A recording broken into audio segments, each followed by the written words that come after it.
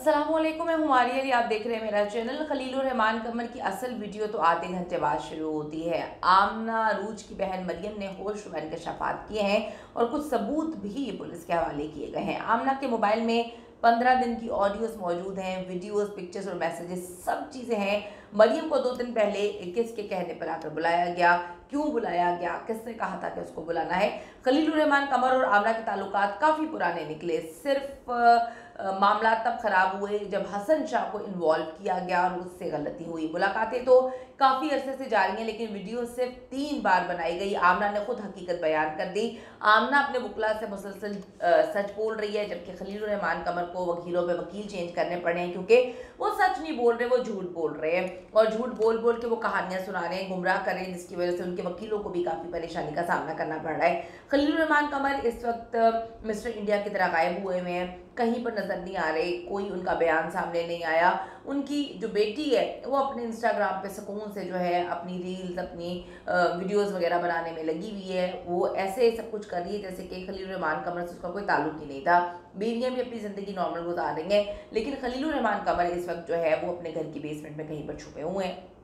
और वो जितने भी लोगों ने इंटरव्यूज़ के लिए उनसे रब्ता किया, उन्होंने पहले तो अपना नंबर बंद रखा काफ़ी अर्से तक, और उसके बाद उन्होंने गालम गलोच करके बात ख़त्म कर दी और उनको डरा धमका दिया। खलीलुर रहमान कमर की जो अयाशियाँ हैं, इनकी एक लंबी दास्तान है।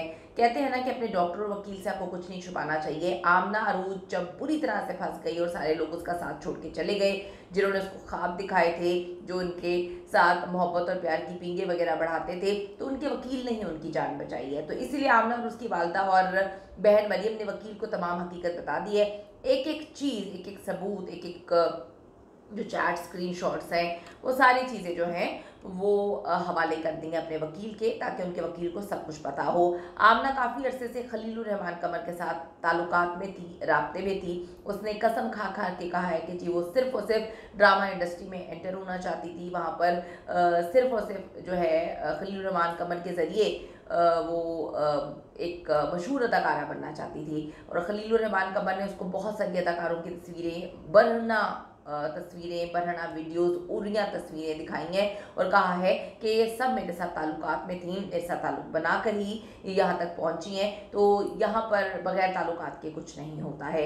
अब आप ये देखें कि खलीलुर रहमान कमर उससे जो है काफ़ी चीज़ें मंगवाया करते थे। उसे नीम और या वीडियोस, पिक्चर्स सेंड करने पर उनको मजबूर करते थे और इसरार करते थे। उसकी चैट्स मौजूद हैं जो उसने अपने वकील के हवाले कर दी हैं, कहा कि इसको किसी भी तरीके से आप लोग चेक करवा सकते हैं। आमना के मोबाइल से एक और ऑडियो लीक हुई है जिसमें खलीलुर रहमान कमर उससे जो है कुछ मुतालिबात कर रहे हैं, इस तरह के फजूल किस्म के।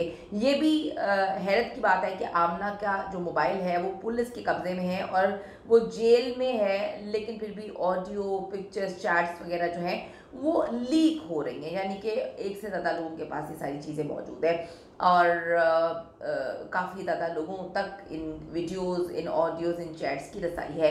आमना की जी बकौल वो तो स्टार बनने के चक्कर में खलीलुर रहमान कमर के को एंटरटेन कर रही थी और वीडियोस बनाने का ख्याल तो उसके जहन में भी नहीं था। ये जो हमारी हर इंडस्ट्री में ख़वातीन आ जाती हैं जिनके पास कोई टैलेंट नहीं होता और ये एंटरटेन करती हैं, तो एंटरटेनमेंट के चक्कर में जो है ये खुद भी एक्सपोज होती हैं और खलीलुर रहमान कमर जैसे लोग भी एक्सपोज होते हैं। और इनमें शायद इन औरतों का कसूर नहीं है। इस तरह से सेटअप बन चुका है कि कुछ गलीज़ लोग जो हैं वो यहाँ पर पापी बैठे हुए हैं जो उनको गलाजत के लिए मजबूर करते हैं। और ऐसी औरतें जिनके पास कोई टैलेंट नहीं होता, जो शॉर्टकट्स में आगे बढ़ना चाहती हैं, ये अपनी इज्जतें भी दाव पे लगा देती हैं। तो आप ये देखें, वो कहती है मैं स्टार बनने के चक्कर में उनको एंटरटेन कर रही थी, वीडियोस मैंने कभी बनाने के बारे में सोचा नहीं था, लेकिन एक दिन जो हटा उनके कैफ़े में मैं अपने तमाम दोस्तों के साथ बैठी हुई थी और फिर हमने इस बारे में बात की। खलीलुर रहमान कमर के हवाले से मैंने बताया कि वो मेरे पास आता है, तो फिर ममनून ने हसन शाह को बताया कि ये बंदा तो बड़ा ही बेगैरत है, ये तो बड़ा ही गंदा आदमी है, तो ख़ुद लोगों को इस तरह से ब्लैकमेल करता है और चलो इसको इसके तरीके से ब्लैकमेल करते हैं। वो कहते हैं वहीं से प्लान बना के खलीलुर रहमान कमर को हमने ब्लैकमेल करने का प्लान बनाया और फिर सारी प्लानिंग और वीडियोस, ब्लैकमेलिंग वगैरह सब आप लोगों के सामने आप लोगों ने देख लिया। पुलिस को शक है कि आमना का एक और मोबाइल उसकी बहन मरियम के पास है, लेकिन हकीकत ये है कि आमना के मोबाइल से सारा डेटा हसन शाह के पास है। 2-3 और लोग हैं जिनके पास सारा डेटा जो है वो शिफ्ट हो चुका है और वहाँ से इंटरनेट पे और आहिस्ता-आहिस्ता अब लीक होना जो है वो शुरू हो चुका है। खलीलुर रहमान कमर का असल चेहरा तो बेनकाब हो गया, लेकिन उन लोगों का भी असल चेहरा बेनकाब हो रहा है जो सोशल मीडिया पे बैठकर ऐसे दरिंदों को सपोर्ट करते हैं जो लोगों की मजबूरियों का फ़ायदा उठा के उनको गलत कामों पर मजबूर करते हैं। और कुछ औरतें तो खैर हैं ही ऐसी ना, जो चाहती हैं कि हर चीज़ दांव पे लगाकर सिस्टम में आ गई हैं और गलाज़त फैला रही हैं। लेकिन मेरे पास बहुत सारे ऐसे स्क्रीनशॉट्स, आप लोगों के मैसेजेस, आप लोगों की ईमेल्स के मौजूद हैं, जहाँ पर आप जैसे घटिया लोग, कुछ लोग बकवास करते हैं कि जी खलीलुर रहमान कमर बेचारे हैं, तो जो अपने घरों में बुलाते हैं ऐसे लोगों को, उनको तो ये बेचारे ही लगेंगे। तो ये एक कोई नई चीज़ नहीं है, कोई खलीलुर रहमान पहला बंदा तो है नहीं कि ये गलाज़त कर रहा हो। बहुत सारे लोग हैं हर जगह पे, हर इंडस्ट्री में, हर फील्ड में, हर तबके में मौजूद हैं जो इस तरह से ख़वातीन का फ़ायदा उठाते हैं। और यहाँ पर वो ख़वातीन भी रगड़ी जाती हैं बेचारियाँ जो नहीं करना चाहती हैं चीज़, वो अपनी नौकरियों से चली जाती हैं, उनको फिर हरासमेंट वगैरह का सामना करना पड़ता है, उनको फिर जो है बहुत सारे मसाइल में तंग किया जाता है। बेचारियाँ फिर अपने सब कुछ नौकरी वगैरह छोड़ के चली जाती हैं, क्योंकि हर बंदा तो इज़्ज़त का सौदा नहीं करता। लेकिन आप लोगों के कमेंट से पता चलता है कि आप लोग जो कमेंट्स ऐसे कर रहे हैं, मुझे अंदाज़ा हो रहा है, हम सबको अंदाज़ा हो रहा है, मैं वो कमेंट्स डिलीट नहीं करती।